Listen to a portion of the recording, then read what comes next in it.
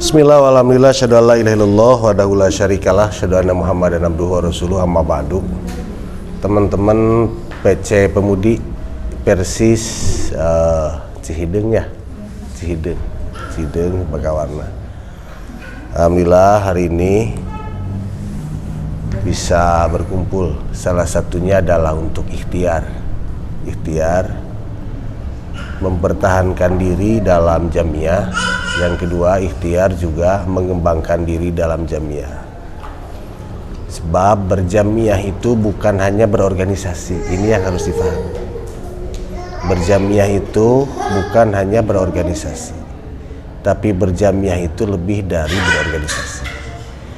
Makanya kalau kemudian kita mencoba mengkaji aspek kejamiahan, para ulama itu menghantarkan kita ketika berbicara kejamiahan itu dalam berbagai perspektif. Ya.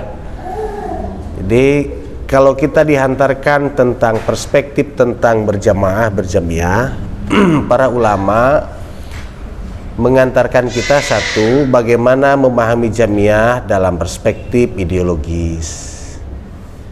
Yang kedua, bagaimana memahami jamiah dalam perspektif historis.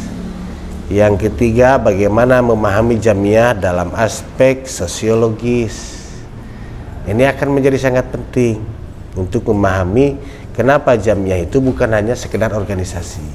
Ya, makanya kalau neng-neng, teteh-teteh punya buku panduan hidup berjamiah, ada ya? Nah, itu bab satunya itu berbicara serius tentang ideologi jamiah. Ya, nah, jadi perspektifnya luas. Bagaimana kemudian para ulama Persis menghantarkan kita mengkaji al-jamaah itu, dihantarkan dalam buku itu pertama dari aspek ideologinya. Nah, ini menjadi penting. Nah, baru kan kedua dalam buku itu berbicara tentang aspek historis dan seterusnya. Pun demikian dengan al-jamaah, tentang aspek ideologisnya, tentang aspek historisnya, tentang aspek sosiologisnya, tentang aspek politiknya juga dikaji dengan al-jamaah. Kenapa? Karena bukan hanya berkumpul, tetapi sebagai satu kesatuan kepemimpinan. Itu satu. Yang kedua, berbicara tentang kepemimpinan dalam jamiah, ada dua hal yang tentu ingin kita coba diskusikan bersama. Yang pertama, berbicara kepemimpinan dalam jamiah itu berbicara nilai. Ya, ini berbicara nilai ini jamiah. Kalau yang berkarir di jamiah dari mulai ketua jamaah sampai tingkat yang tertinggi, kira-kira apa yang didapatkan? Si kira-kira menang naon? Kalau di Pemudi paling menang seragam nu loba. Di Persistri juga begitu, nggak ada yang lebih. Artinya kalau berbicara kepemimpinan dalam jamiah kita tidak dibarengi dengan nilai, ini akan mubazir. Ya. Kalau tidak disertai dengan nilai. Nah, kekuatan terbesar kepemimpinan dalam jamiah itu, kekuatan terbesarnya ada di dalam nilai. Makanya Ustadz Abdul Rahman menyampaikan, kata Ustadz Abdul Rahman, jadi taskil, jadi ketua mual matak jadi mulia, jadi anggota oge teu matak jadi hina. Itu kata Ustadz Abdul Rahman. Kenapa? Karena kepemimpinan itu berbicara nilai. Nah, ini yang kita khawatirkan. Sudah mulai terjadi pergeseran gitu. Kalau dalam ruang politik dulu tahun 45 Masumi berbicara nilai tentang kepemimpinan itu. Tetapi hari ini apalagi pasca reformasi sudah tidak lagi berbicara nilai kepemimpinan itu. Nah, Ustadz Adian Husaini sebagai salah seorang pemikir, tokoh pendidikan dan tokoh pergerakan di Indonesia, beliau menyampaikan ini yang menjadi asa besar di kita. Salah satu gerakan dakwah yang sampai hari ini tidak luntur nilainya itu adalah Persis. Nah itu berbeda dengan yang lain, gitu ya. Organisasi-organisasi dakwah itu sudah yang banyak yang terjebak dengan ruang-ruang pragmatis. Nah, maka kata Pemudi ya, berbicara jamiah itu kepemimpinan jamiah, satu yang harus dikuatkan itu berbicara nilai. Ya, antara kepentingan dakwah, kepentingan keluarga, kepentingan suami dan sebagainya, Hayat tarbiyah Ramadan di pemudi. Hayat tarbiyah kalau di kabupaten Manikat Kariwu hayat tarbiyah Ramadan pemudi teh. Oh nggak ada di kota mah ya? Oh kajian. Oh betul desa ya. Nah ini nilai. Bisa coba kisahkan. Di zaman Nabi itu ada seorang perempuan bernama Ummu Ma'bad. Ya, Ummu Ma'bad ini menjadi seorang perempuan yang sangat fenomenal di zaman Nabi. Dan memang betul-betul dikenang oleh Nabi. Dan Ummu Ma'bad ini tadinya bukan muslim. Dia itu seseorang yang punya rest area besar di sekitar Kudaid. Kudaid itu salah satu tempat antara Mekah dan Madinah, tapi jaraknya lebih dekat ke Makkah. Jadi Ummu Ma'bad itu punya rest area besar dan semua musafir dipersilahkan oleh Ummu Ma'bad di situ. Musafir disuguhan segala macam, bahkan dibekalan. Ya, kalau kalian pernah ke mana? Ke Tasik itu ada Masjid Al-Ghani itu. Ya, jadi kalau Ramadan itu bukanya, yang sahurnya, yang menginapnya itu difasilitasi itu di Masjid Al-Ghani. Ya, ruhnya Persis, baru Persis identitas itu, belum Persis struktural. Ya, ini baru Persis identitas. Ya, kalau Masjid Al-Ghani ya, dari habis sebelum Masjid Agung itu. Nah, Ummu Ma'bad itu setiap musafir pasti dibekalan perempuan. Satu ketika dia jatuh miskin dari seorang kaya raya, kemudian dia jatuh miskin. Suaminya kemudian mengajak Ummu Ma'bad menyusul Nabi hijrah ke Madinah setelah ada peristiwa besar bahwa Nabi Muhammad SAW mampu memerah susu kambing yang begitu banyak. Akhirnya kemudian Ummu Ma'bad masuk Islam. Salah satu testimoni dari Ummu Ma'bad adalah bukan hanya Nabi mendapatkan mukjizat besar ketika memerah kambing itu, tetapi ada yang menjadi testimoni Ummu Ma'bad itu ketika Nabi memerah kambing, kemudian sahabat meminum susu kambing itu, dan Nabi yang terakhir meminum susu kambing itu. Nah, sehingga kemudian Ummu Ma'bad mendapatkan ketertarikan yang besar. Akhirnya Ummu Ma'bad memilih menyusul Nabi, bertemu di Madinah, dan dia menyatakan diri masuk Islam. Inilah nilai gitu. Jadi Nabi tidak mengajak langsung Ummu Ma'bad dan suaminya masuk Islam. Nah, itu nilai kepemimpinan yang diajarkan oleh Nabi secara tidak langsung, tapi terlihat oleh banyak orang. Nah, ini nilai ya. Jadi satu kepemimpinan jamiah itu kita berbicara tentang nilai. Makanya sesibuk apapun ya, suami kaditu, pemajikan kaditu gitu ya, kadang mengajak yang carogena kakulon istrina kawetan budakna untung teu kapan diasuhankeun kan gitu. Nah, apa yang dikejar? Yang dikejar adalah nilai. Itu satu. Yang kedua, berbicara kepemimpinan di jamiah itu kita tentu berbicara kepemimpinan struktural.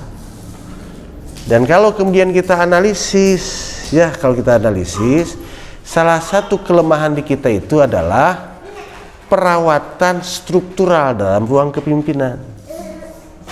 Gitu, ya. Merawat struktural dalam ruang kepemimpinan. Siga kumaha tuh ngarawat ruang struktural teh. Gitu. Ini satu yang harus dikaji. Ketika berbicara ruang struktural dalam kepemimpinan, ini mukadimah ya, mukadimah. Sebab kita coba nih menganalisa dari fenomena. Kalau kita berbicara ruang struktural, tentu kita akan berbicara banyak hal. Instrumen-instrumen struktural itu banyak. Ya. Kalau dalam ruang pendidikan ada infrastruktur, ada struktur pendidikan. Nah, ada orang yang lebih cenderung memperhatikan ruang-ruang struktural itu dalam konteks hal-hal yang bersifat normatif, tetapi tidak memperhatikan SDM yang ada. Nah, yang harus didorong bersama selain menguatkan nilai juga adalah menguatkan struktural. Kan gitu. Kalau kata Ali bin Abi Thalib, dia mengatakan Islam kebenaran yang tidak terstruktur itu akan mudah dikalahkan dengan kebatilan yang terstruktur. Al-haqqu bila nizam yughlibuhul batil bin nizam, kan begitu sederhananya. Nah, kelemahan di kita adalah kelemahan dalam ruang struktural. satu yang harus betul-betul jadi pemikiran bersama. Sejauh mana kita melakukan proses upgrade terhadap taskil. Itulah struktural itu. Ya.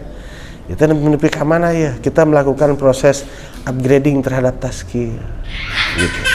Yang kedua, ya, standar kaderisasi juga di kita masih rendah. Bukan rendah dalam konsep. Kalau di pemuda, di pemudi itu jelas ada ya marhalah kaderisasi. Tapi yang rendah di kita itu dalam proses akselerasinya. Konsepnya luar biasa, tapi akselerasinya kemudian rendah. Beres di pemudi, kemudian mau masuk ke persis, ini juga terjadi persoalan. Ini ada ruang yang kosong, beres di pemudi. Apalagi sekarang berapa tahun pemudi beresnya? 35 selesai kan? Sementara fenomena kita di persistri itu 45 ke atas. 10 tahun. Ini problem struktural. Makanya harus ada cipta kondisi yang dibangun oleh jamiah baik pemudi atau kemudian persistri di kemudian hari. Karena ini kelemahan struktural di kita. Gitu. Yang ketiga kelemahan struktural di kita itu adalah bagaimana memaintain SDM. Gitu. Ya, memaintain SDM. Saya agak sedikit khawatir kalau melihat dakwah hari ini. Coba teman-teman analisis. Apakah dakwah hari ini yang muncul itu yang luar biasa hingar-bingarnya lahir sebagai sebuah yang terjadi karena perkembangan dakwah, atau kemudian ini fenomena dakwah? Ini harus dikaji. Gitu, di kota lah. Sok analisis bangga. Ini teh rame nang ngaji teh fenomena dakwah atau lahir dari perkembangan dakwah? Coba dihitung, mana ustadz kondangan, mana ustadz kandungan, coba dihitung. Ini jadi problem. Ya, berapa masjid, berapa kemudian cabang, berapa kemudian jamaah yang disentuh oleh ustadz kondangan, bukan oleh ustadz kandungan. Dan ini akan jadi problem tersendiri untuk melakukan proses perawatan nilai, perawatan struktural jamiah. Nah, makanya ini analisis, ini teh perkembangan dakwah atau fenomena dakwah. Itu khawatirnya ini kemudian menjadi latah gitu di tengah-tengah masyarakat. Nah, ini tah gitu. Ya, hijrah belum hijrah, kan gitu.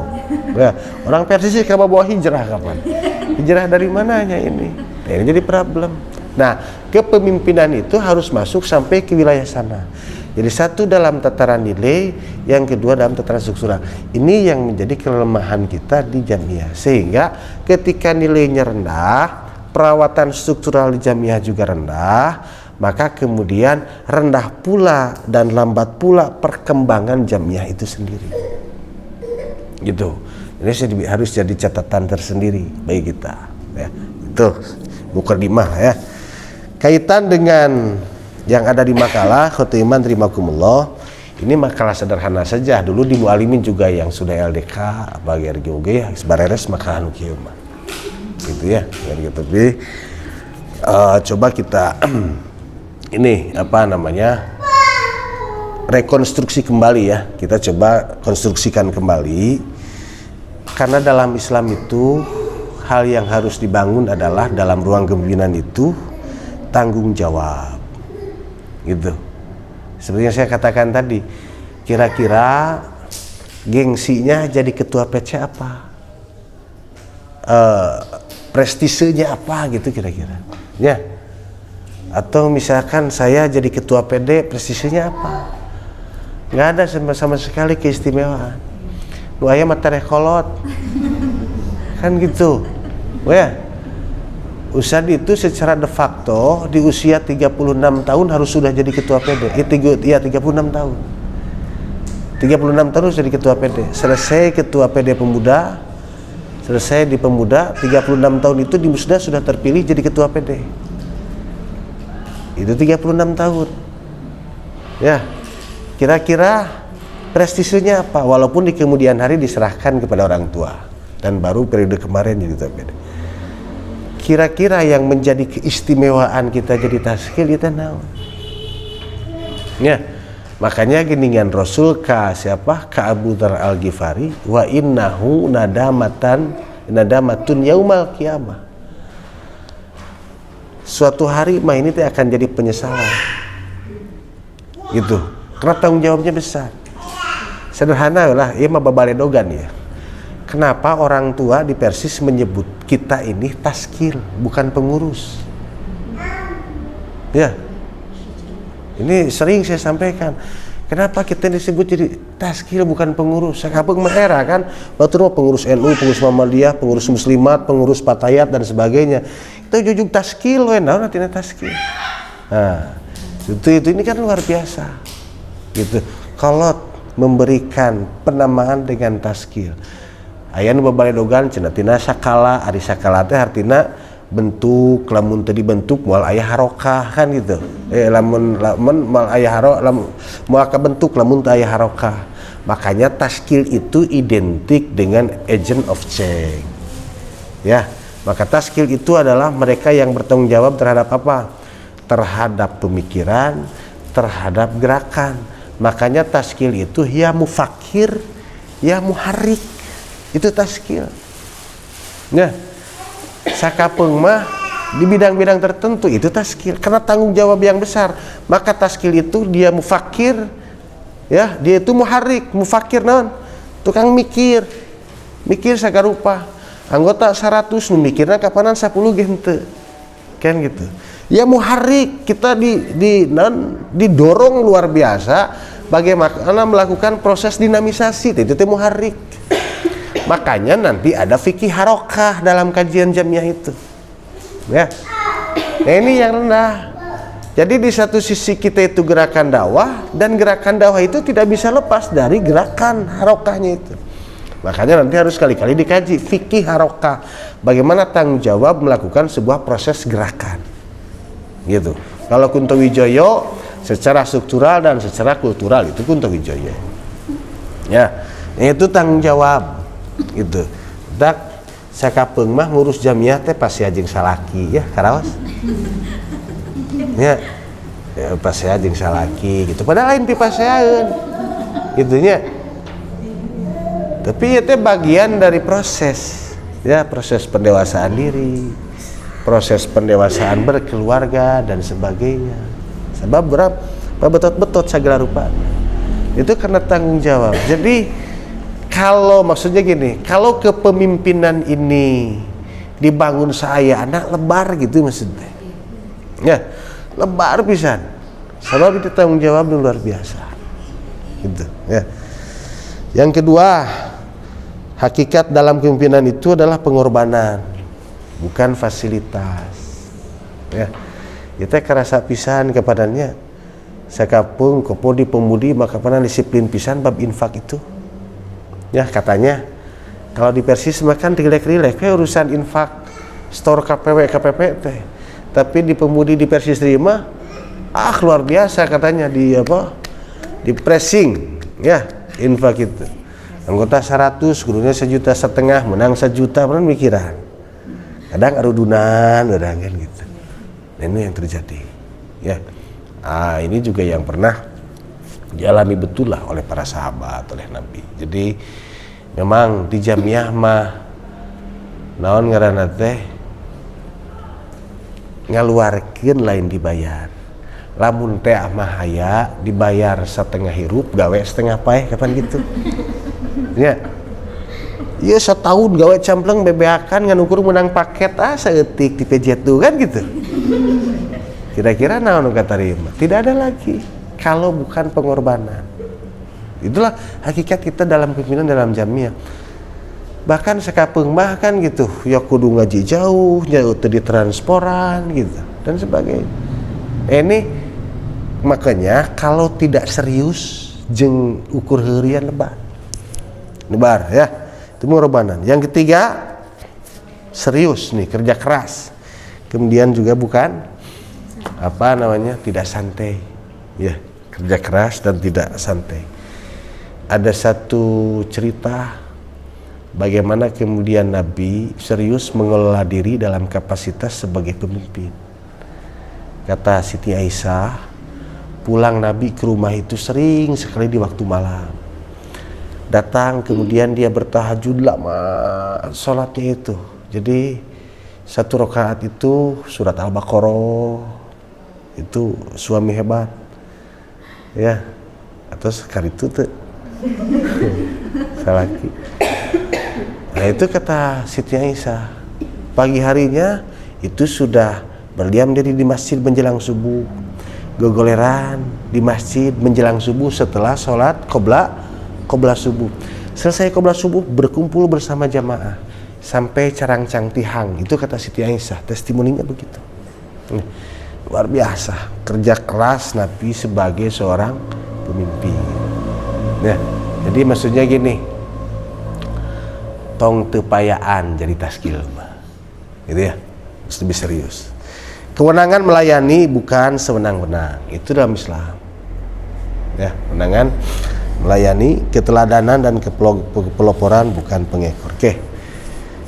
Selanjutnya kata iman rimakumullah landasan dalil. Ada sumber ayatnya itu surat Opat ayat 58. Surat naon Opat teh? Surat An-Nisa.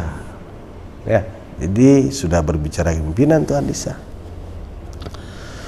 Innallaha ya'murukum an tu'adul amanat ila ahliha wa idza hakamtum bainan nas an tahkumu bil abdi innallaha ni'man ya'idzukum bih innallaha kana sami'an basira. Nah, ada konteks dalam ayat ini, innallaha ya'murukum an tu'addul amanati ila ahliha wa idza hakamtum bainan nas. Ini oleh As-Sawi itu diurai panjang lebar nih ayat ini. Ya, oleh As-Sawi itu dalam tafsir Sawi diurai panjang lebar. Yang kedua, landasan dalilnya itu kullukum ra'in wa kullukum mas'ulun an ra'iyatihi. Kita ini adalah pemimpin, sok harus siap jadi jadi pemimpin. Itu landasan nakli ya. Ayatnya begini, bisa disampaikan bahwa tidak satupun orang yang Allah ciptakan baik laki-laki kemudian maupun perempuan yang tidak memiliki ruang kepemimpinan. Itu harus difahami ya. Jadi tidak ada satupun yang Allah ciptakan baik laki-laki atau perempuan yang tidak memiliki ruang kepemimpinan. Semuanya punya ruang kepemimpinan. Bahkan ibu-ibu diberikan ruang kepemimpinan yang luas oleh Al-Quran. Ibu-ibu ya diberikan ruang kepemimpinan yang luas. Paling tidak kata Nabi, istausu bin nisa'i khairon, kepemimpinan perempuan itu ada di dalam internal rumah. Itu ruang kepemimpinan terbesar bagi seorang perempuan. Ya, nah itu. Pun demikian dalam hadis riwayat Imam Muslim, Allah Subhanahu Wa Taala mengatakan, kullukum ra'in bahasa. Ya, setiap dari kalian itu adalah pemimpin. Kemudian yang ketiga pengertian. Itu mah tinggal dibaca ya.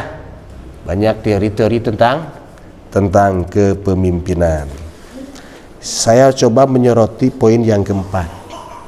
Ini fungsi kepemimpinan dalam syariat. Kalau kita mencoba memotret perilaku Nabi dan sahabat dalam mendesain kepemimpinan. Yang pertama, ini adalah menyampaikan informasi.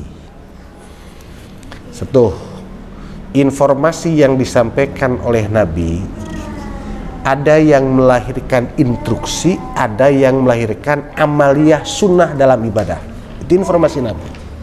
Contoh, ketika Nabi mendapatkan informasi Raja Najasyi meninggal, dan di mata Nabi juga kaum muslimin Raja Najasyi itu memiliki andil yang besar terhadap perkembangan Islam. Kemudian Raja Najasyi meninggal, Nabi keluar rumah dan menyampaikan kepada para sahabat, Najasyi sudah meninggal. Nah ini khobar insya'i kalau kata santri mah ya. Dulu di Cempaka diajar balagoh. Ayeuna aya keneh teu balagohnya di pesantren di dia. Hah? Oh masih aya ya. Nah. Jadi kata Nabi, Najasyi ini meninggal. Ini luar biasa, Nabi menyampaikan informasi dan Nabi langsung meminta para sahabat, kalian membuat shaf dan kita melakukan sholat gaib, itu kata Nabi. Ya, itu imam tuh. Ya, Dia menyampaikan informasi, dan informasinya itu melahirkan sebuah respon dalam bentuk amaliyah ibadah atau kemudian dalam bentuk struktur kepemimpinan. Itu informasi yang disampaikan oleh Nabi. Contoh, Nabi kemudian ketika mau Badar atau kemudian ketika mau Uhud, Nabi menyampaikan kita perang dan mengambil posisi di dalam kota atau di lembah. Kemudian Umar protes, Rasul ini teh wahyu atau ijtihad? Nah, itu informasi yang disampaikan oleh Nabi. Terjadi proses dialektika yang hebat antara Nabi dengan Umar bin Khattab. Itu menyampaikan informasi. Matak jadi taskil mah tong koret menyampaikan informasi. Sekali lagi, informasi yang disampaikan oleh Nabi itu ada informasi kepemimpinan yang sifatnya struktural, ada informasi yang kemudian Rasul sampaikan melahirkan amaliyah sunnah. Makanya tidak heran kalau kita misalnya subuh-subuh udah broadcast nih, semua anggota PC Persis atau PC Pemudi sudah mulai berjalan begitu nggak? Ya, saya sekarang di PD Persis sedang melakukan sensus, sudah finishing sensus itu. Jadi sensus anggota Persis, anggota Pemudi, anggota Persistri, anggota pemuda, hima, himi, sampai semua simpatisan kita sensus. Kita tarik nomor HP-nya, kita bikin Persis Center. Ya. Ini yang jarang dilakukan oleh Jamiah. Ya. Jadi kadang sekretaris ketua ditanya sabar ayeuna anggota kelawang taroskeun heula. Urang mikir gitu. Jadi sekarang mah harus sudah di luar. Kan Rasul mau perang Badar itu menyampaikan kepada Ali, kata Rasul, uktubu li man talaffadza bil Islam. Kata Nabi itu uktubu li man talaffadza bil Islam. Coba dong sensus. Berapa orang nih yang sudah masuk Islam, kata Nabi itu. Maka sahabat melaporkan, nih ada sahabat yang sekian ribu laki-laki, sekian ratus kemudian perempuan, dan tidak lama dari situ kemudian Rasul perang Badar. Nah, ini salah satu model organisasi yang dibangun oleh Rasulullah, sangat modern sekali. Jadi database itu bukan sederhana. Ya, jadi kalau PC Pemudi ini punya database, apalagi kalau satu anggota nih diurai gitu ya, ABC-nya itu luar biasa. Nah, ini di kota sudah sampai nggak informasi ada yang sensus ke cabang? Ada ya? Ada sensus sebenarnya. Itu sensus ini harus gitu. Dan Rasulullah melakukan itu. Itu bagian dari sunnah pergerakan. Dan fikih harokah itu harus dibahas banyak lebar. Jadi nanti turun nih pemudi yang simpatisan berapa. Jadi keluar mualimin dekahimi atau tidak ke IPP gitu ya. Kan itu sebetulnya teraranggung ini. Jadi di satu sisi ada yang mendorong penguatan struktural adanya IPP, tetapi di sisi lain daya dobrak kita terhadap kualitas dan kuantitas di pesantren kaitan dengan SDM yang keluar juga tidak seimbang. Ayeuna minat ke pesantren Persis teh beki karurang. Ya. Ayeuna beres kelas 2, kelas 3 mualimin sampai semester 2 misalnya di IPP gitu. Kayak di IPP ke hima begitu, semakin mengikis persentuhan di bawah sebetulnya. Tapi dasaminawatona produk mutamar ya. Nah, maksudnya gini, ini yang harus diskemakan, untuk IPP, untuk himi, kan gitu harus terakomodir di Jamiah, gitu. Apalagi kemudian kita mampu mensinergiskan, kan bae di hima, di himi mah di kampus, di lembur mah di Pemudi, kan begitu pola. Jadi jangan dibentur-benturkan gitu. Sekarang mah seolah-olah gitu teh dibentur-benturkan. Abdi mah dayana mah usia IPP, usia IPPI gitu ya. Abdi mah usia HIMI. Jangan begitu ditarik. Ya. Nah, ini satu menyampaikan informasi Rasulullah itu luar biasa. Diresponnya dengan perilaku amaliyah. Jadi baguslah misalkan tiap pagi di broadcast terus kadang kan begini, kalau kata orang Jawa witing katresno jalaran saka kulino. Ya. Asana teh pusing unggal poe narimaan WA. Tapi ku sering jadi resep. Ya. Jadi di tingkat tresno jalanan saka kulino kata orang Jawa. Jadi resep teh ku sabab mineng panggi, mineng bareng gitu kan jadi resep gitu. Yang kedua, fungsi kepemimpinan itu kemudian memberikan perintah. Contoh, dalam ruang kepemimpinan yang dilakukan oleh Nabi, kemudian dilakukan juga oleh para sahabat. Rasul melakukan instruksi politis, kata Nabi. Hari ini, gitu ya, apapun kondisinya, kita harus berangkat ke Taif, kan gitu. Itu instruksi Nabi kepada para sahabat. Sebelumnya kamu harus berangkat ke Habsah. Nah, hanya instruksi itu dilakukan dengan melalui proses analisa yang dalam. Sakapung di urang mah ngaluarkeun instruksi teh sakahayangna, gitu ya. Maksudnya gini, instruksi yang dikeluarkan oleh Nabi, oleh para sahabat itu tidak terlepas dari proses analisis banyak hal. Contoh, ketika Nabi ke Habsah, kenapa Nabi harus ke Habsah? Menginstruksikan Ja'far bin Abi Thalib. Oh, ternyata Habsah teh rajana bager. Itu analisis. Yang kedua, Rasul menginstruksikan alinan Ja'far bin Abi Thalib. Kenapa Ja'far? Gitu. Orang yang baru kemudian hari masuk Islam, jauh-jauh hari dibanding Ali, tapi Nabi minta Ja'far bin Abi Thalib. Oh, dianalisa. Ja'far lebih dewasa, orang lebih faham, lebih tahu tentang Ja'far bin Abi Thalib. Maka Ja'far bin Abi Thalib menjadi pemimpin ke Habsah untuk hijrah. Itu instruksi. Jadi instruksi itu tidak lahir karena sewenang-wenang. Ini harus dikaji. Ya, jelas mereka mengeluarkan instruksi di PC ke anggota itu harus betul-betul proses kajian. Ya, sok ngeluarkan instruksi, ngeluarkan naon perintahnya, sok merintah naon ke anggota. Ngaji. Ya. Yang ketiga, ini mendelegasikan wewenang. Ini proses pendewasaan Nabi kepada sahabat. Ya, kata Nabi, aku delegasikan urusan-urusan keumatan, urusan-urusan keilmuan pada kami Ibnu Abbas. Itu pendelegasian. Makanya proses pendelegasian Nabi itu melahirkan kader-kader terbaik. Aku delegasikan urusan perang ini kepada kamu, Khalid bin Walid. Aku mendelegasikan urusan diplomatik ini kepada siapa? Kepada kamu, Hudzaifah. Itu proses. Dan luar biasa, ini juga yang dilakukan oleh Allahyarham Ustadz Latif Mukhtar dalam kegiatan forum Ukhuwah Islamiyah.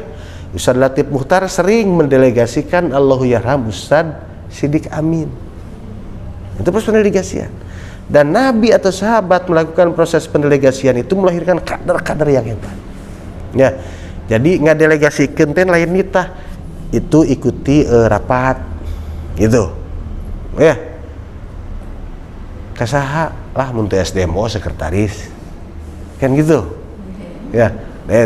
Ini harus diukur nih, lamun rapat-rapat yang PC, yang Persis atau dengan otonom yang lain harus melahirkan kader yang seperti apa. Maka proses pendelegasiannya pun melihat potensi kader itu. Oh, si Pulan ya ini cocok didelegasikan. Terus ya tukang milu rapat si eta terus tukang milu rapat ya, dia melahirkan kader gitu nya.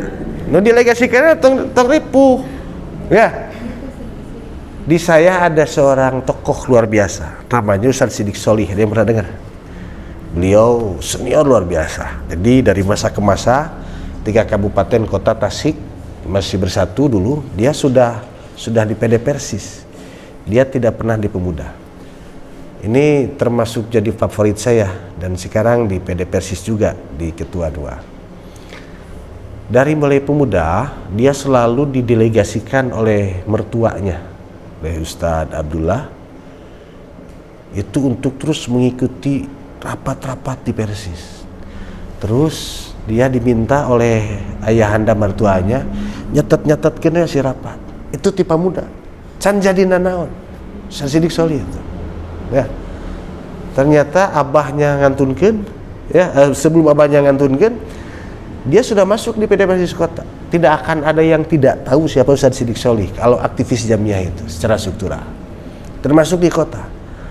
Dan sepertinya tidak ada sekretaris yang legend seperti beliau.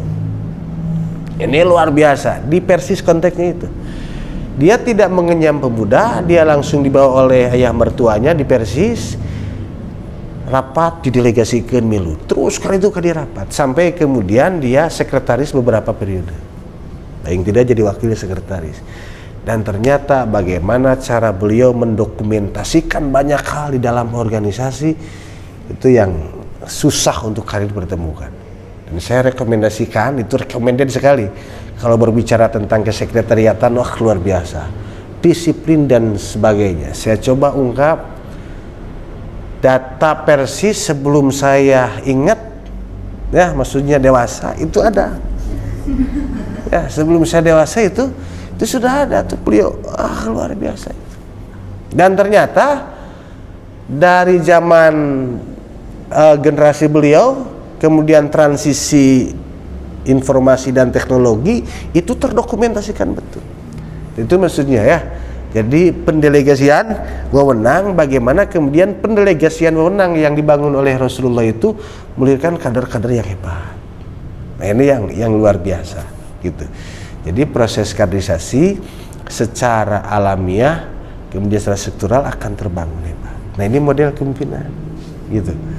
Makanya kenapa coba kita lihat dari Ustadz Abdurrahman gitu ya, terus kesininya sampai kemudian Ustadz Latif Mukhtar.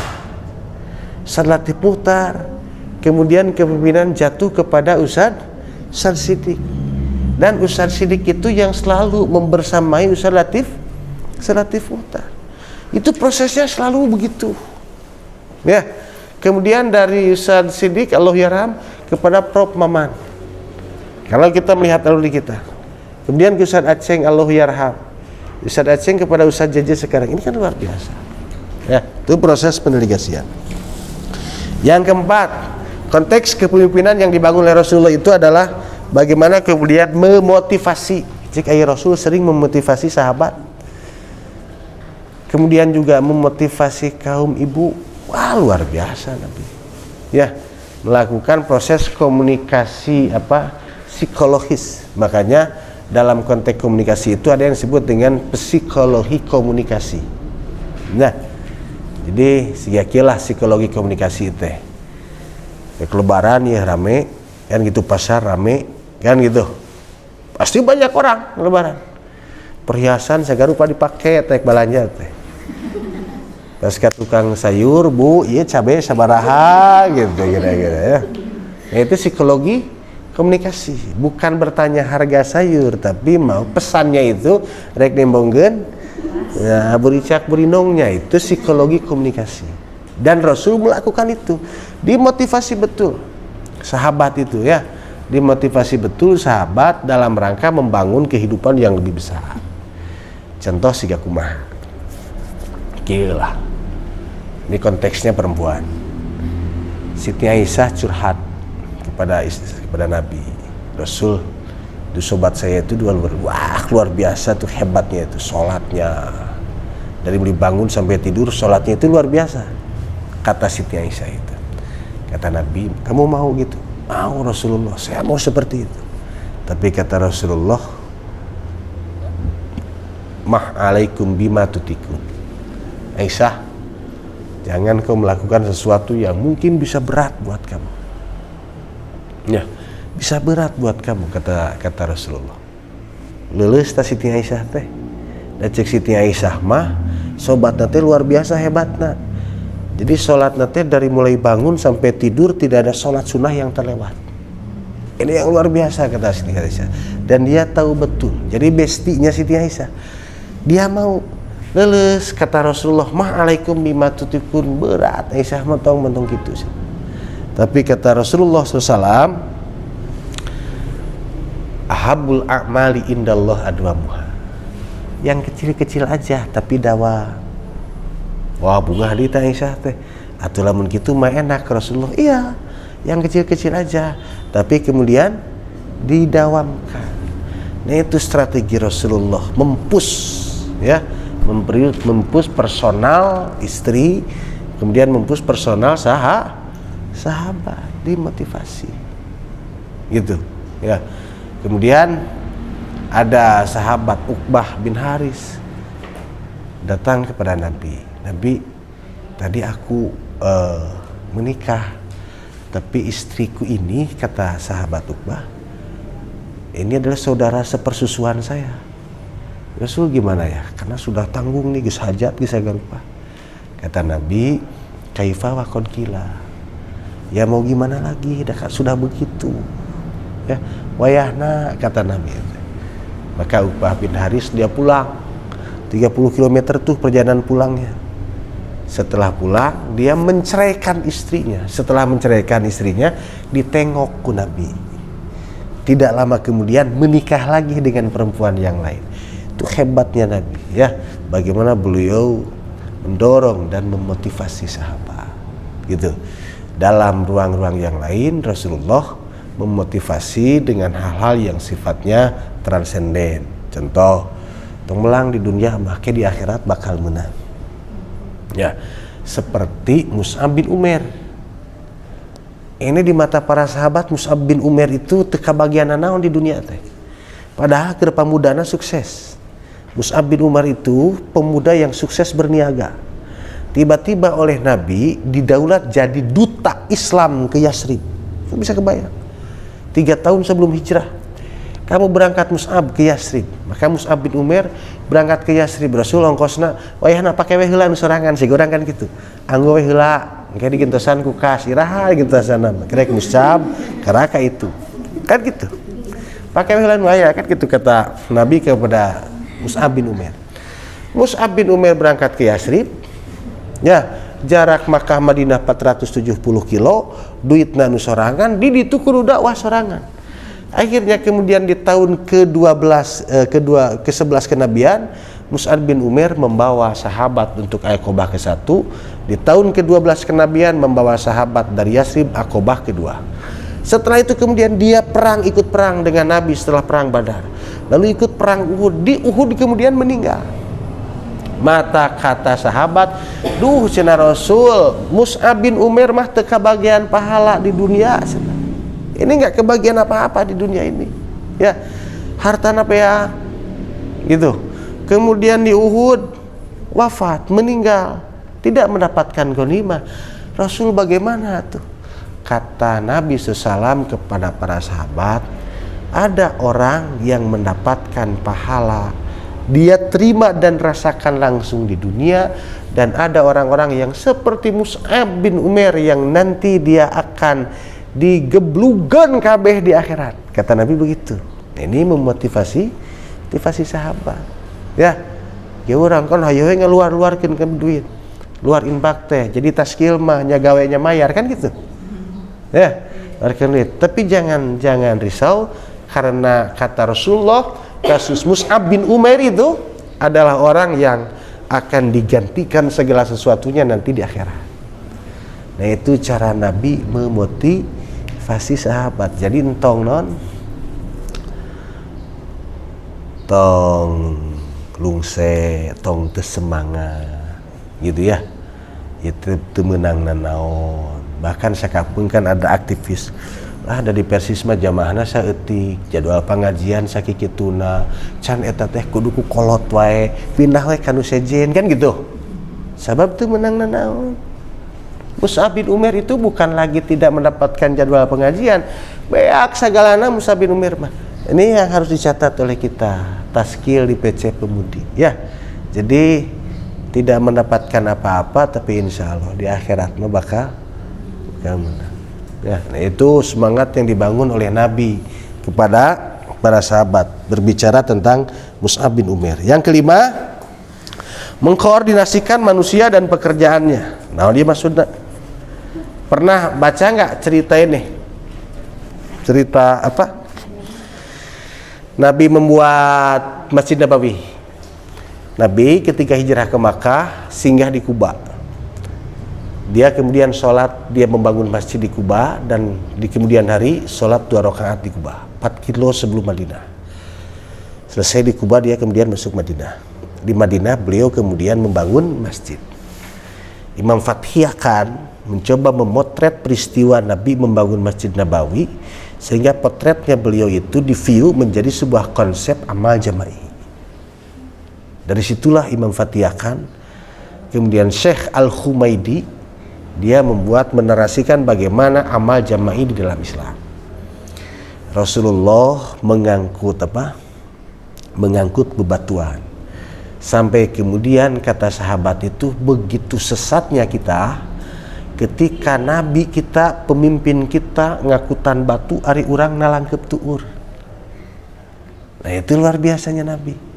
Ya, seperti halnya Nabi ketika ada sahabat yang meninggal, kemudian Nabi meminta kepada para sahabat yang lain, coba dong bawakan batu keur disimpan di kuburan anak supaya ieu batu teh jadi tanda kuburan keluarganya, dan nanti di pinggirnya boleh digali kuburan-kuburan yang lain kan supaya teka tuker tak ieu tandana gitu. Makanya nanti akan dapat kajian fikih dalam kuburan itu hanya boleh menyimpan tanda dengan batu atau dengan apa, tetapi tidak disyariatkan dengan pepohonan. Apalagi pakai jahul di tulisan Nirma binti apa gitu, nggak boleh tuh ya. Ada ulah nyen jahul ti ayeuna komo di tulisan sih gitu mau lah ya. Tapi sahabat ini kemudian menolak, Rasul cenah teu kiat. Maka kata sahabat Anas, Rasulullah menyingsingkan lengan bajunya, disingsingkan. Lalu kemudian Nabi mengangkat batu itu sampai kata Anas, aku melihat bagaimana hasta Nabi itu begitu putih ketika beliau mengangkat batu, dan Rasul mengangkat batu. Selesai, sok sahabat beresan. Ini yang dimaksud cara Nabi mengkoordinir para sahabat dalam melakukan sebuah proses pekerjaan. Dimulai ketika secara detail itu bisa kalian baca bagaimana Nabi membangun Masjid Nabawi. Itu mengkoordinir orang itu luar biasa ya. Makanya pernah baca buku 100 tokoh di dunia, pernah lu baca tuh ya, baca kayak saya. Di mana posisi Nabi itu ditempatkan ya, di mana enggak hiji ngan kurang jarang diurei gitu. Hanya yang diurainya itu sisi-sisi normatif, padahal luar biasa tuh. Contoh dalam pengerjaan Masjid Nabawi. Kemudian yang keenam, Nabi melakukan proses pengendalian. Kata Nabi, ya ini kepemimpinan ya, proses pengendalian. Begini kata Nabi, Kunaiko, Quraidah, Nadir, kemudian Quraisy Mekah ini berkoalisi. Bang serang we ku sararea ieu Nabi teh. Maka Salman Al-Farisi mengusulkan, Rasul, karena kita dikepung oleh koalisi NATO lamun urang main teh ya. Koalisi Madinah dan maka tidak ada lagi cara untuk kita bisa bertahan di musim yang paceklik ini kecuali kita membuat parit. Maka kemudian Rasul bersepaham dan diketuklah dalam musyawarah itu kita membuat parit. Maka kemudian Rasulullah SAW melakukan proses pengendalian, proses minutes. Kata Nabi, kamu 10 orang ya pegang 1 meter, kamu 10 orang pegang 1 meter, kamu terus. Kata Nabi, ini harus selesai dalam waktu 10 hari. Kemudian berapa panjangnya Nabi? 9 kilo panjangnya. Dalamnya Nabi kurang lebih 2 meter. Dilakukan oleh Nabi. Bekerjalah semua para sahabat. Rasul berangkat tidak secara langsung, tapi Rasulullah bergantian dengan Abu Bakar. Satu ketika Abu Bakar sumpingkan Nabi sambil membuka perutnya yang diganjal dengan apa? Dengan bubur. Kata Abu Bakar, Rasul gimana ya? Sahabat kelaparan. Kata Nabi, sama aku juga. Ya, gini aja. Aisyah bawa roti gitu kan ke Siti Aisyah tuh. Ini jadi istri-istri aktivis akan begitu. Wah, jadi jangan heran. Saya kapeng mah jatah untuk suami harus diberikan kepada orang lain. Tuh perempuan-perempuan, istri ustad, istri aktivis itu akan begitu kadek. Ya. Jadi nanti kalau punya suami ustad, teh mimiti nu menta patwa jeung nu menta duit teh bakal aya. Ya. Nah, kata Nabi, Aisyah, Rasul ini kan jatah engkau. Tidak, kata Aisyah, kata Nabi, bawa saja keritaan ke Nabi. Itu proses pengendalian perang yang dilakukan oleh Nabi, termasuk proses pengendalian hijrah, dari mulai menempatkan siapa? Ali di rumahnya, kemudian membawa Abu Bakar. Kata Nabi, Abu Bakar, kau kemudian menyertaiku, tapi harus ada orang-orang yang nanti kemudian membantu kita. Makanya ketika di Gua Sur 3 hari, Rasulullah meminta Abu Bakar mengkondisikan Asma, Abdullah, dan kemudian Rafi'ah untuk membantunya. Ini yang hebat, luar biasa ya, proses pengendalian. Maksudnya lamun taskil keur digawe tetong diantep longokan, lamun aya nu kurang disempurnakan, dikasih tahu. Itu proses pengendalian. Bisi air jauh teuing ye teu lumpang teh gitu ditepak kan gitu ya. Kan ada sakapeung mah anu over ya, karena percaya diri yang kuat, yang tinggi, kemudian ngelaksanakeun program teh over segala-galana, tapi kudu wani nepak. Itu pengendalian ya. Nah, ini juga yang dilakukan oleh Nabi kepada para sahabat secara umum ya. Sebenarnya jam 10 langkung kan kita bisa 10 ya. Itu bisa berapa? Oh, itu bisa 11. Enggak nih. Selanjutnya kepimpinan dalam jamiah. Umar bin Khattab pernah menyampaikan,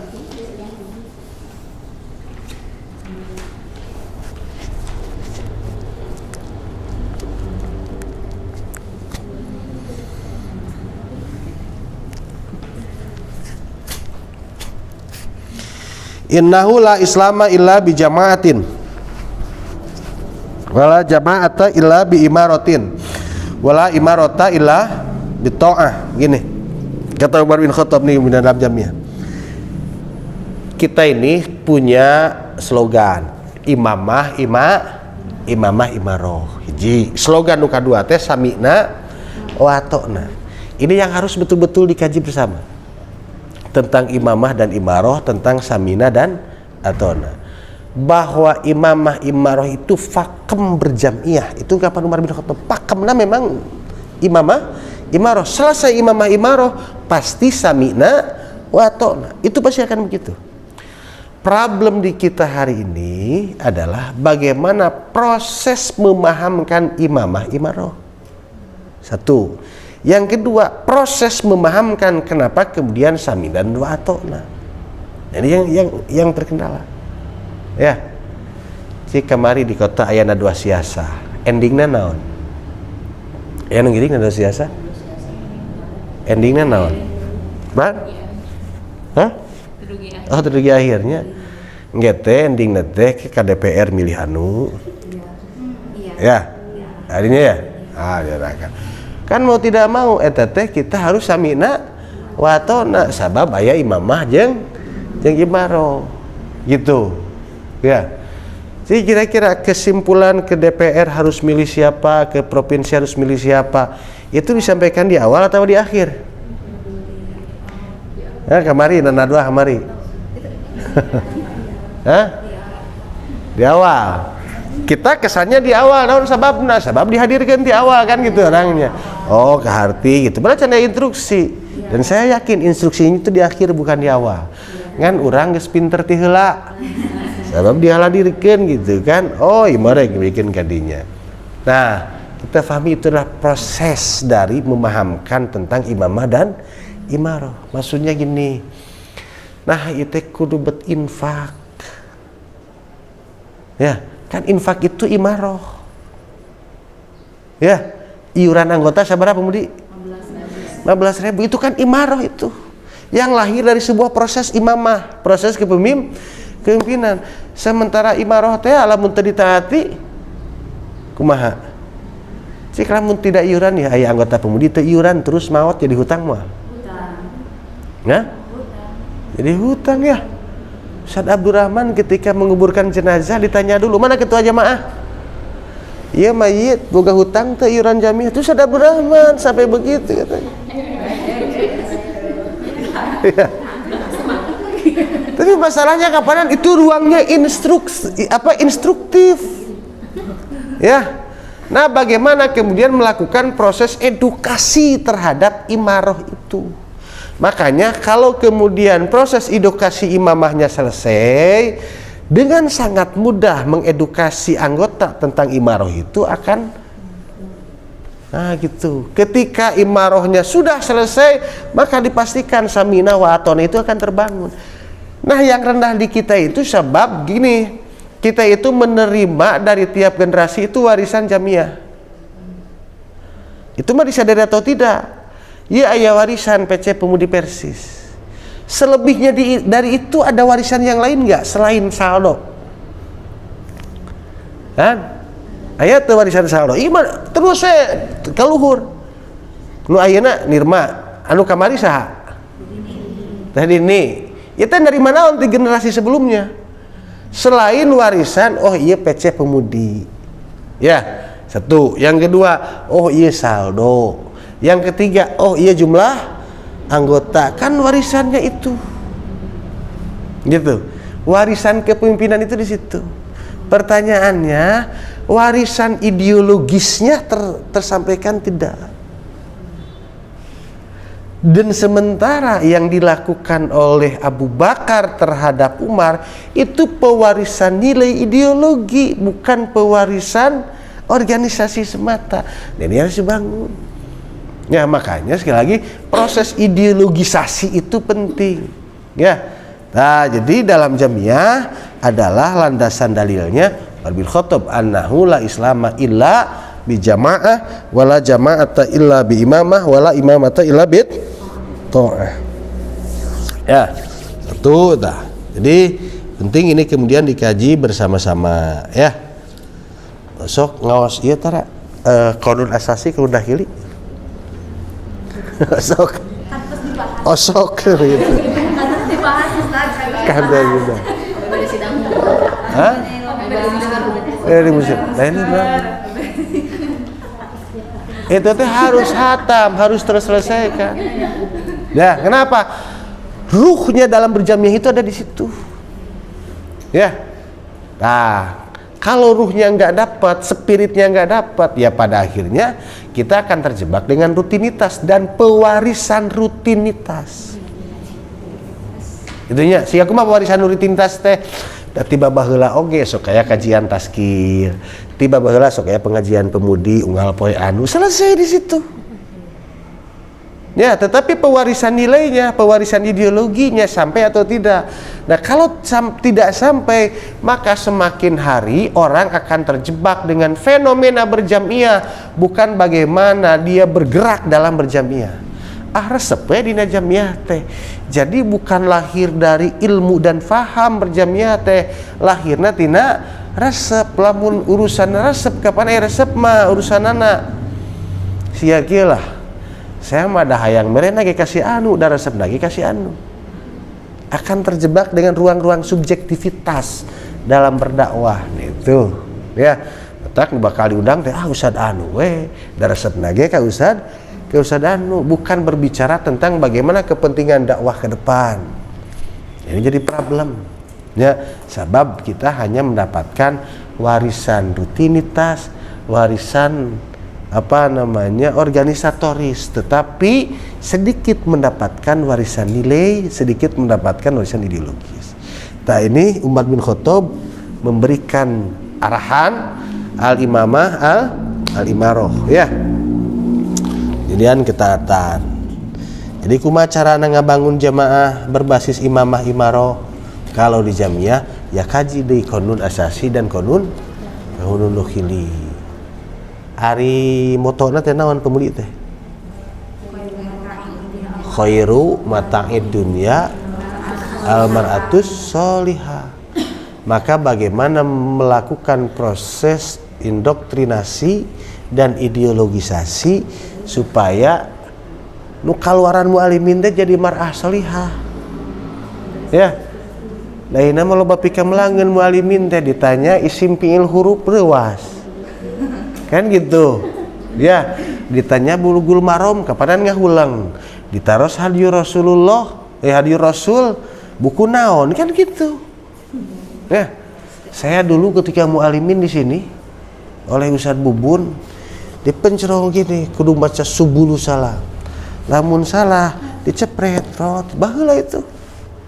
Ya, oleh almarhum apa di masjid dihandap ya, ngaji alpiah, dipencerong alpiah. Lamun teu bisa dicarekan. Aya nama kan pikasieun keluaran mualimin teh ninggalikeun teh. Pika melangeun, pika reuaseun, pika sieun. Ya rek kumaha. Ini tantangan nih pemudi Persis sudah bisa. Ya, ini sudah desain. Ya. Nah, karena dikaji. Yang kedua, ini dalam hadis riwayat Bukhari Anas mengatakan, Isma'u wa ati'u wa in istumila alaikum abdun habasyun ka anna ra'sahu zabibah. Tayete betul-betul ya yang diwariskan oleh Rasul, sahabat dan sebagainya. Sok sanajan sirahna ra'sahu ka annahu zabibah, nilai ketaatan itu tidak boleh hilang. Ya. Tema berbicara tentang substansi dan ruh dari sebuah kepemimpinan. Dan selanjutnya lah ya, tidak hadis Tirmizi, Umar kemudian berkhutbah kaitan dengan urgensi dan nilai-nilai kepemimpinan. Ya, selanjutnya orientasi umum dalam kepemimpinan jamiah. Satu, memelihara amanah. Ya, orientasi dalam kepemimpinan jamiah. Satu, memelihara amanah. Kita alhamdulillah ditakdirkan oleh Allah mendapatkan amanah yang luar biasa. Apa kira-kira amanah yang kita terima? Oh, amanah naon lu terima kurang kira-kira? Amanah pesantren aya nu leuwih bisa ti urang. Amanah organisasi aya nu leuwih cerdas ti urang ngurusnya. Kira-kira amanah apa? Yang kita terima itu adalah amanah perjuangan, kata Sofi. Yang kita terima itu warisan perjuangan, tidak yang lain-lain. Ya, iya teh pesantren teh bapak abdi kapungkur. Batak abdi teh jadi putrana hayang teruskeun perjuanganana. Ya, yang diwariskan bukan pesantrennya, tapi yang diwariskan adalah perjuangannya. Pesantren itu adalah wasilah dalam berjuang. Maka siapapun berhak untuk itu. Ya, ini memelihara amanah. Jadi apa yang kita rawat amanah, apa yang kita rawat perjuangan, gitu. Ya, yang kita rawat itu perjuangan. Makanya hebat ini Ustaz Abdul Rahman ketika berbicara anggota Persis dan pesantren Persis. Kata Ustaz Abdul Rahman, ini akan menjadi heran kalau anggota Persis, gitu kan Indonesia Barat, anggota itu anggota. Namun anggota Persis boga barudak tapi budak-budak teh teu disakolakeun ka Persis. Ini adalah ketidakberesan dalam Persis. Itu maksud Ustaz Abdul Rahman. Kan ngeri itu Ustaz Abdul Rahman. Ya. Anu iuranana teu beres maot ditanya ketua jamaah rek dihutangkeun, rek dilunaskeun. Ayeuna anggota Persis nyakolakeun budak teu ka pesantren Persis. Ketidakberesan kata Ustaz Abdul Rahman. Ya. Hari ini kan sekarang fenomena. Coba lamun anggota Persis kabeh nyakolakeun budaknya di Persis. Moal berat. Neangan siswa lah moal kudu jeblak spanduk ayeuna di mana-mana spanduk ya. Penerimaan siswa baru. Disimpenna di mana? Di cabang-cabang Persis. Di jalan-jalan umum kan ada. Itu Ustaz Abdul Rahman sampai begitu. Tah, bagaimana gregetnya orang tua mengajarkan kepada kita jaga rawat perjuangan. Jadi yang kita terima hari ini adalah tidak lain hanya sebuah perjuangan. Karaos teu di pemudi berjuang. Karaos teu di pemudi berjuang. Ya sederhana rek rapat ngaluarkeun ongkos. Rek rapat lamun teu Ramadan kan bekal sorangan. Pernah teu rapat pesen ka catering? Rapat PC pernah eta pesen ka catering tuangna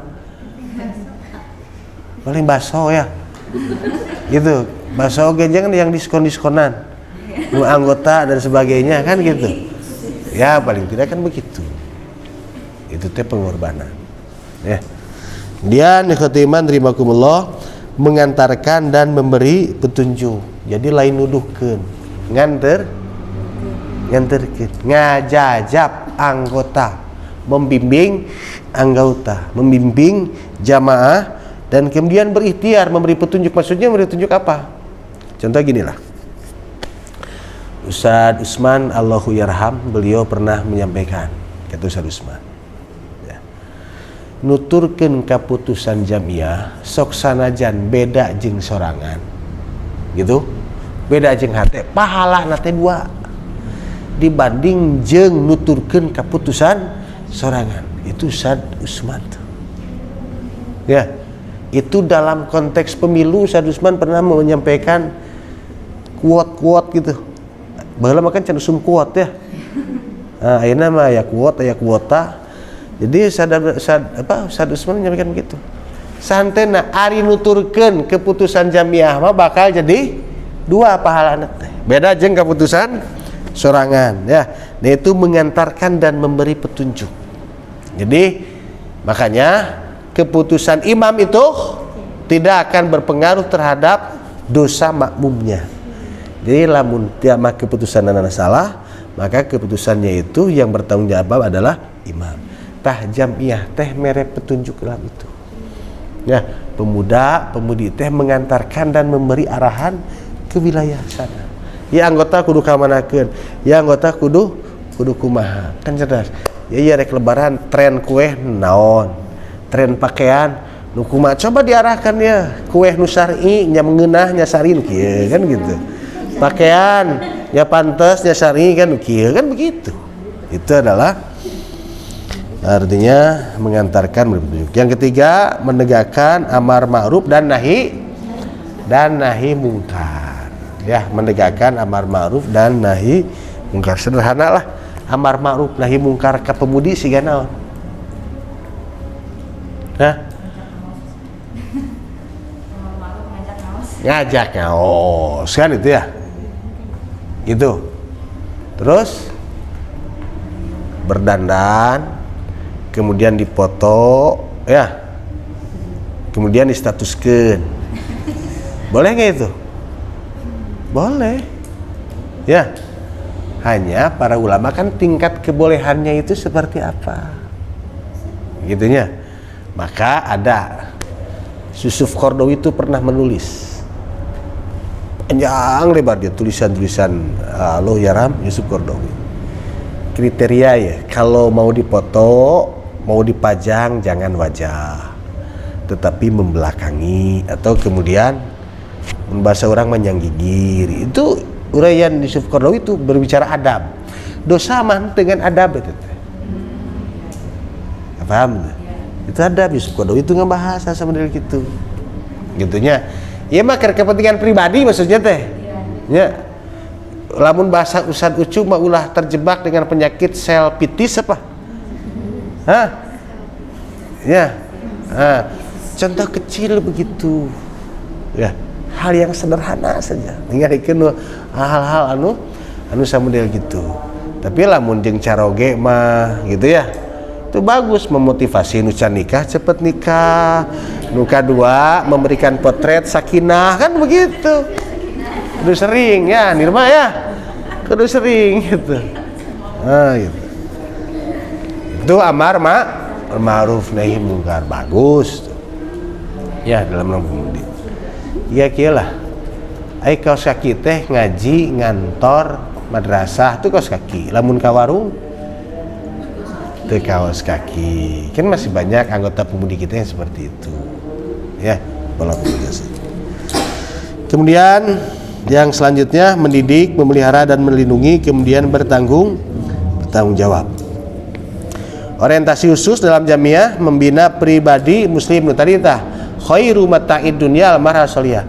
Makanya semua program kegiatan pemudi itu harus bermuara kepada maratus sholihah. Naon we programna orientasinya sana. Sebagai lembaga kader pemuda, sebagai lembaga kader, maka kemudian seluruh programnya harus bermuara kepada proses kekaderan begitu. Ya. Itu membina pribadi muslim, kemudian membina keluarga muslim dan karakteristiknya.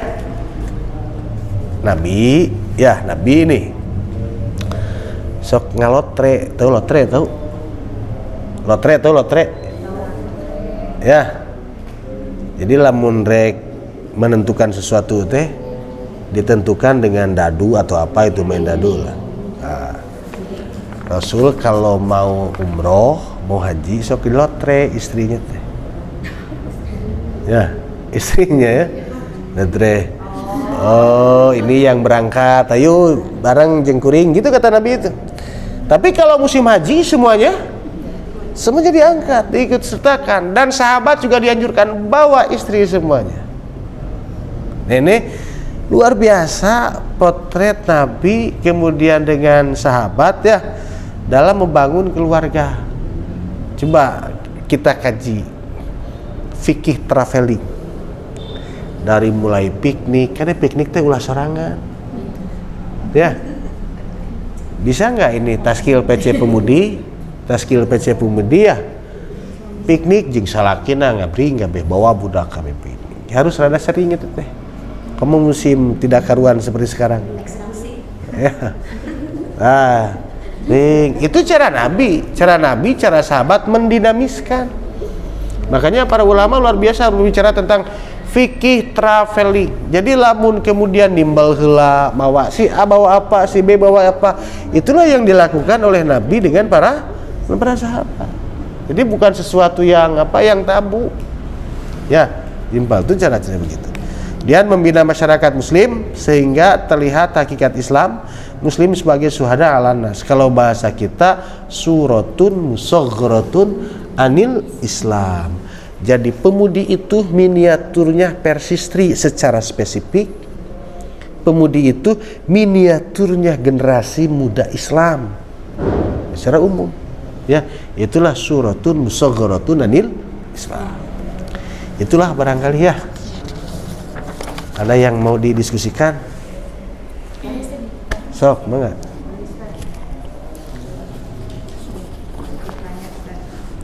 Ya, mangga.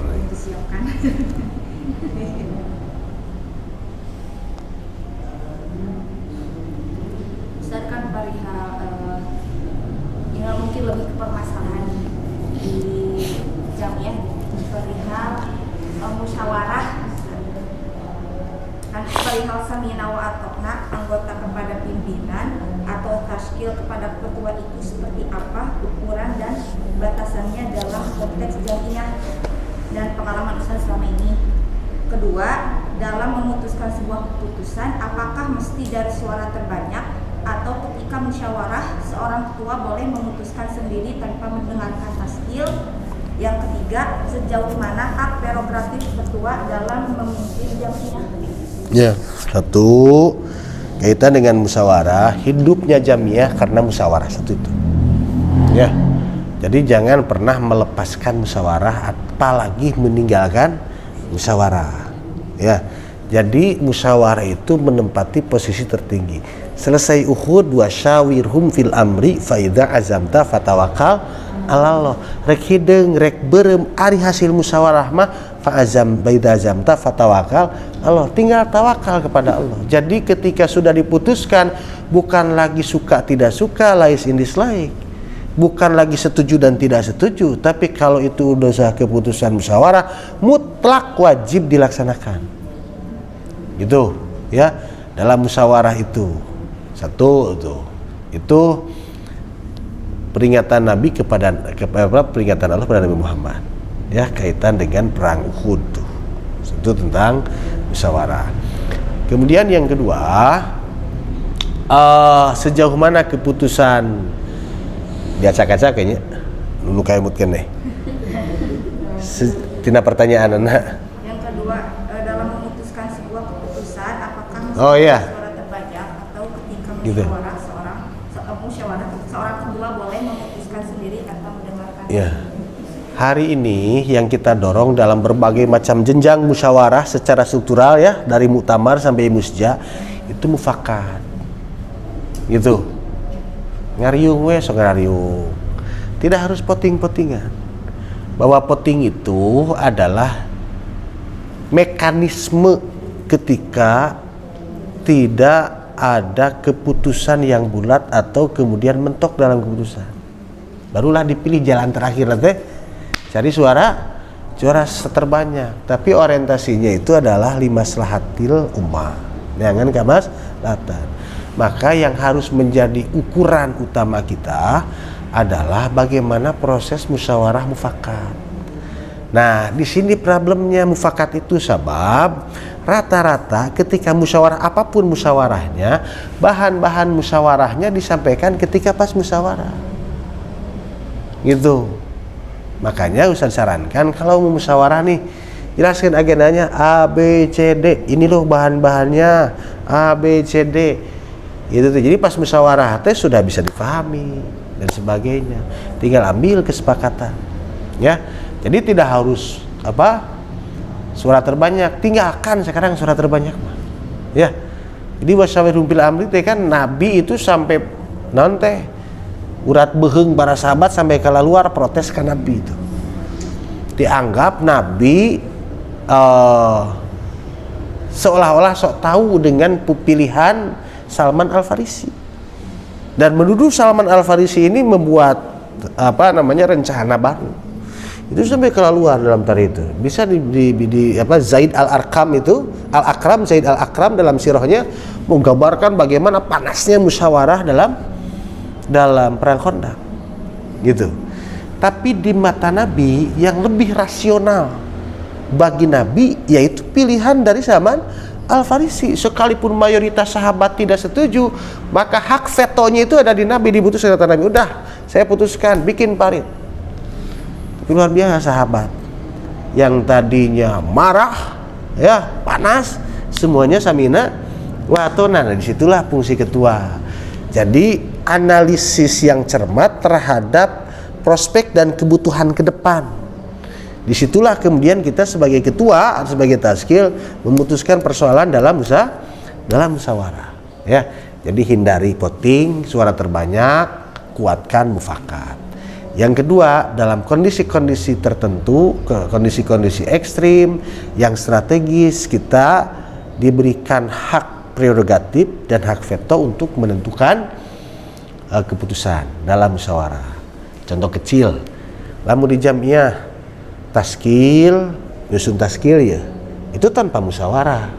Sekalipun dengan misalkan dengan demisioner kalau sekarang ya di Persis itu dengan demisioner atau kemudian dengan formatur. Tapi pada akhirnya tergantung ketua gitu. Kemudian yang kedua, ketua sudah punya program A, B, C, D sudah dianalisis nih, baik SWOT-nya atau renstra-nya sudah dikaji, kemudian dimusyawarahkan, terjadi dinamika, bolehkah ketua menentukan? Karena visinya itu ada di ketua. Boleh dia kemudian menentukan tanpa ragu, ya. Dan yang lain samina wa atona. So, enggak tilu naon, Neng? Sejauh mana hak prerogatif ketua dalam memimpin jamiah? Sejauh mana hak prerogatif ketua dalam memimpin jamiah? Sejauh di mana konun asasi dan konun dakhili membicarakan hal itu. Ya. Inti nama ulah keluar tina kia dan kide. Itu ya. Jadi langkah-langkah ketua itu tidak keluar dari konun asasi dan konun dakhili. Sekalipun dalam beberapa hal yang sensitif, terutama dalam ruang-ruang politik, ya sekadar sensitif mah ya. Terutama dalam ruang-ruang politik dalam hal sensitif. Kalau di mata ketua pertimbangan dan sebagainya gitu. Yang penting mah tidak keluar dari koridor kiakide, insyaallah kita diberikan keluasaan yang besar. Nah, namun geus kieu hoyong teh jadi ketua. Bebas jadi ketua, untuk digaji. Aya deui, anggar sanes.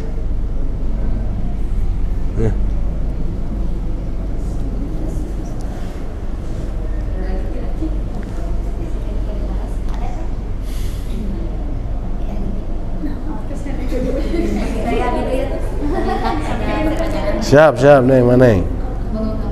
Ustaz itu diri aya jadwal. Kabujeng lah 5 menit lah. Jam 12 kan jadwalnya, saya jadwal di Ciawi. Kemarin terkait pemilihan kamu ketua PC Komudi. Nah, biasanya PC Komudi itu pertimbangannya itu perihal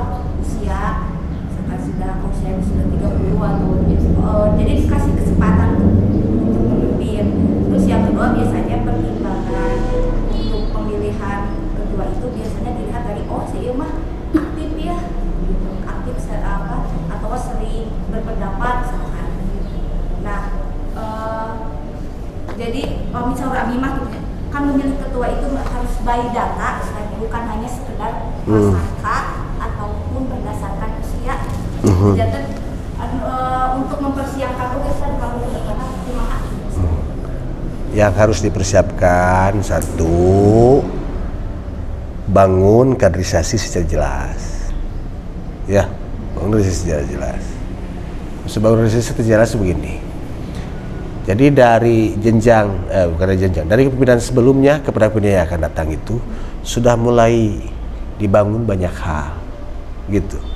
Karena menjadi ketua itu tidak cukup hanya mengandalkan wawasan intelektualitas, tetapi juga pengalaman, wise-nya kan gitu, ya, wise diri, wisdom diri kan harus terbangun.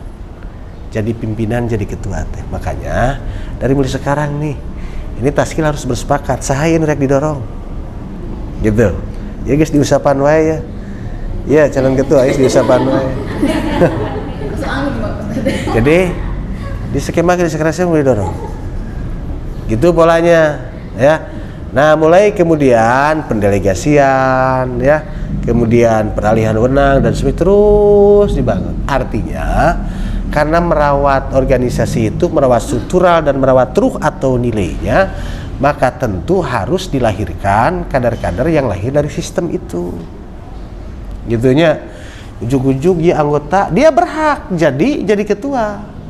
Tetapi problemnya berkesesuaian dengan kebutuhan sistem dan kebutuhan jamiah ke depan atau tidak, gitu, ya. Makanya pakai pola itu pola-pola umum yang dipakai di senior, ya saya seniorna diwariskan, oh si fulan. Dan saya melihat kenapa Abu Bakar meminta kepada sahabat, sok ngariung ya, kan kayak pilih Umar, itu kan begitu, ya. Umar pun demikian, bikinlah tim formatur. Tapi jangan bawa-bawa anak saya, gitu. Tapi kalau bisa Utsman, kan begitu.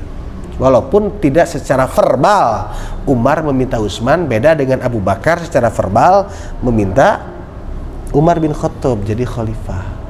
Itu pola pewarisan tahta itu begitu dalam Islam, ya. Jadi memang harus bayar datanya. Abu Bakar terus terang kepanan Umar.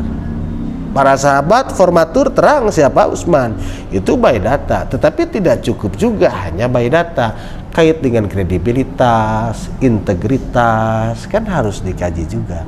Dan yang paham dengan dinamika jamiah tidak lain adalah taskil, gitu. Makanya nanti proses regenerasi itu, satu proses regenerasi ketua, yang kedua proses regenerasi taskil, ya. Kadang kita orientasi itu tertuju saha ketua, padahal panglima anak serigala ai taskilna domba mah moal beres, gitu. Ataupun sebaliknya, ya. Nah, makanya harus seimbang, gitu. Jadi antara orientasi berpikir siapa pi ketuaan dengan siapa pi taskilin harus seimbang. Makanya di papaya anggota ai di pemudi naon ya jenjang kaderisasina. Kalau di pemuda kan dulu ada Taufik, Ma'ruf, setelah Ma'ruf nanti. Nanti dilihat dari PKP 1, PKP 2, ya sapi taskilin itu akan terlihat. Nunyong colang. Dan pada akhirnya dia akan terbentuk menjadi seorang taskil ketika dia sudah jadi taskil. Pada akhirnya. Karena begitu. Ya. Terus badai muscab itu deh. Udah. Cekapnya. Cekaplah sakitu penten silaturahim. Kalau bagi saya secara pribadi, datang ke Cempaka itu datang ke rumah sendiri, ya. Karena alumni saya 6 tahun di sini, ya, tapi nggak tahu ikut sagara kumaha ketika Ustadz di sini dulu. Ustadz Yusuf MI itu saya mualimin, Ustadz Bani MI itu saya mualimin. Jadi yang saya pernah tahu itu ketika saya sudah kelas 2, kelas 3 mualimin itu Ustadz Yusuf, Ustadz Bani, Ustadz Markaz itu bagus.